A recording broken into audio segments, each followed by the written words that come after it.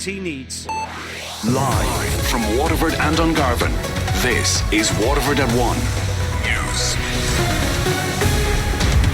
Good afternoon, I'm Liz Reddy. Today's top stories as pickets continue at beef plants in Waterford and South Kilkenny.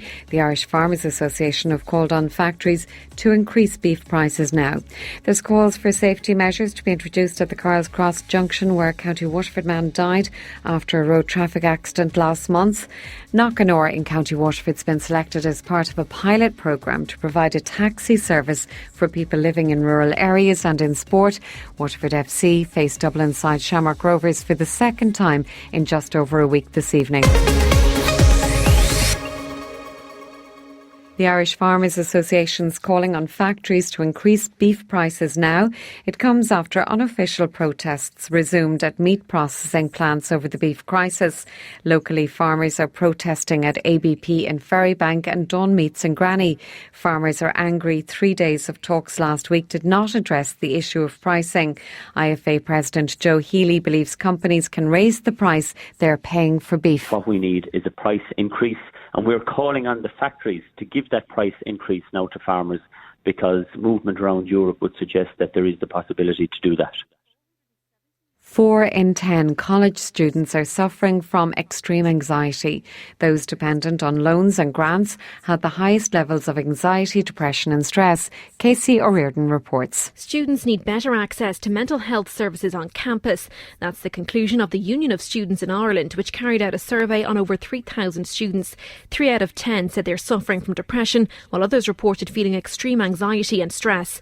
President of the USI, Lorna Fitzpatrick, says financial pressure is a leading cause. The cost of accommodation keeps rising. We have the second highest fees in the EU, and there's been no commitment to try and reduce that cost and that financial pressure that students are under. Higher Education Minister Mary Mitchell-O'Connor says she'll look at how supports can be improved. So the supports, obviously, one will be around funding. The second piece will be to see what's there already, what's working, what's not working. Wait times for counselling services were also highlighted in the report, with 4 in 10 students having to wait more than 3 weeks. The daughter of a 75-year-old man who died last month following a road traffic accident at Carl's Cross on the main Waterford to Cork road says something must be done to make the junction safer. Oliver Kerwin from Kilmacthomas died on July 16th at the accident black spot. Mary Kerwin-Byrne told Damien Tiernan on Nation Today that there's been a number of near misses there. Definitely traffic calming measures, but I also believe the speed limit there needs to be reduced. And I know it's on a main busy junction. Numerous people have mentioned it to myself and my mother since Dad's passing, of the near misses that they have had there. Knockanore in County Waterford's been selected as part of a pilot programme to provide a taxi service for people living in rural areas. The scheme, run by the National Transport Authority, will offer funding of €6,000 to individual drivers over 12 months to operate a localised Hackney service. Local Fianna Fáil councillor James Tobin, who is chairman of Local Link Transport in the area, says anything to stop those living in rural Ireland is to be welcomed. So I met with a representative of National Roads Authority. I met him with James O'Donoghue. We have now been successful in getting this taxi service. It's not the answer to all our problems, but it may be the answer to a lot of problems in rural Ireland, because, again, it's the rural isolation. Anything that will break it or break part of it is to be welcomed. James Tobin says the service will be available 24 hours a day. It wasn't for pubs or anything else, because naturally we've no pub now in Knockanore, that's closed down. The way this will work is that it will be available to the people of the parish 24 hours a day. And you want to go to a doctor, you want to go any place, you want to be picked up, and if you ring this number, this taxi driver will be just scheduled to do that run. Fianna Fáil councillor Eddie Mulligan's calling for a full-time location for a farmers' market in Waterford City. He says as far back as 2014, people have been calling for a market in the city centre to complement the existing retail that's on offer. He says a possibility is the old Bank of Ireland car park off the Apple Market. As the world is evolving, that retail of the future is going to be intertwined with gyms and health shops.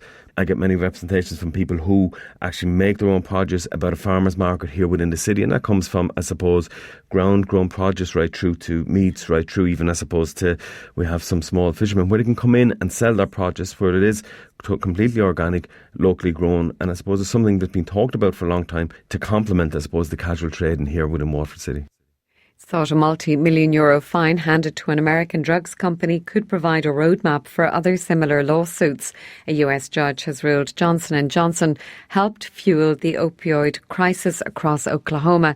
Sean O'Regan reports. Johnson & Johnson have been fined over €517 million. A US judge handed down the fine to the drug company for aiding opioid addiction in Oklahoma.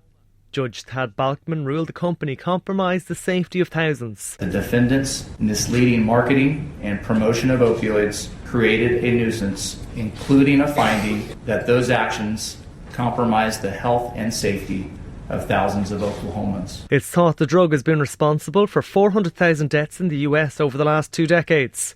Gail Box's son Austin overdosed in 2011 when he was just 22. Austin was living a nightmare. The nightmare of prescription drug abuse. Sabrina Strong, a lawyer representing the firm, recognises the pain felt by families, but called the court's decision flawed. We have sympathy for all who suffer from substance abuse, but Johnson & Johnson did not cause the opioid abuse crisis here in Oklahoma or anywhere in this country. Johnson & Johnson says it will vigorously appeal the fine. 485 people are waiting on trolleys at hospitals across the country. There are 56 people awaiting beds at University Hospital Limerick, according to the INMO. That's followed by 43 at University Hospital Galway and 40 at Cork University Hospital. The figure at University Hospital Waterford is 31. Waterford Council's review of the Altogether Now Festival's traffic management system has been welcomed by local Sinn Féin councillor Declan Clune. The council, which is the licensing authority, said they'll undertake a comprehensive review to take action to minimise the impact of traffic on the routes to Corrimore for future events. Over 22,000 people attended the festival on the Corrimore estate in Portlaw, but roads approaching the site came to a standstill on the first day, leading to people being stuck in their cars for up to 7 hours. The organisers say they're fully committed to ensuring that traffic and organisational issues will not be repeated. And while they've increased its capacity last year, they said they'll not increase it again next year. Declan Clune says there's a lot of goodwill towards the festival from the community in Portlaw. Any specifics we don't know about, if something was supposed to happen and it didn't happen, we just need to make sure that this doesn't happen again. Like if you look at even the traffic back up in Carrickbeg and Carrick-on-Shore, and residents from the Carrickbeg area coming out and actually allowing festival goers to use the toilets, giving them snacks, giving refreshments, drinks or whatever, because they were stuck in the cars for so long. We think that, we could help a little bit as well in terms of the planning of it. Again, we're willing to get on board, do whatever we can to make this a success, and we hope that the organisers of Altogether Now are as well. WLR Sport. Waterford FC faced Dublin side Shamrock Rovers for the second time in just over a week this evening when they travelled to Tallaght for the Airtricity League Premier Division. When the two sides met at the RSC last week, Shamrock Rovers hammered Waterford 5-1. The Blues have a gruelling schedule over the coming days, with Derry City the visitors to the RSC on Friday. Blues defender Maxime Coogan says they'll approach tonight's game with a whole new frame of mind. It's a new game, it's a whole different 90 minutes, so we're going to have to put the last result behind us and try and get a result out of this game. We'll go in with a positive attitude, we'll go in with confidence, and we'll try to do our best and get a result out of the game. Kick-off at the Tallaght Stadium is at 8 p.m. WLR will broadcast the game thanks to Clem Jacob Hire with commentary team Ray Scott and Matt Keane. Mount Sion and Lismore will renew their rivalry when they clash in Sunday's County Senior Hurling Championship quarter-final. The game throws in at 6 o'clock in Fairfield. Mount Sion overcame Clonea by 120 to 17 points on Sunday, while Lismore put themselves automatically into the quarter-final with a big win over Passage in their final group game. Speaking after Sunday's victory, Mount Sion's Austin Gleeson says they know there's more in their squad. Yeah, definitely. Look, a lot of the players there now know themselves that we have a lot more in us. Look, it's a team effort. There's no one player going to win any game. There's no two players going to win any game. It's a combined effort. And look, we've players there that didn't show today that we know that we can rely on next week. Very rarely to have two bad games in a row. So look, we're looking forward to next week, and no matter what happens, we're going to be the underdogs going into the game. So we're just looking forward to building ourselves for the week, and we'll give it a go and see where it takes us. That'll be followed by the local derby clash between Abbeyside and Dungarvan at 7:30. In racing, Waterford trainer Henry de Bromhead's hoping conditions at Ballinrobe will suit Moon over Germany. He withdrew the horse from a couple of engagements this summer due to the drying ground, but the conditions at Ballinrobe this evening should be ideal for the 8-year-old. His stablemate, Ordinary World, is the highest rated in the lineup of the feature race. That's the latest on WLR. Our next bulletin is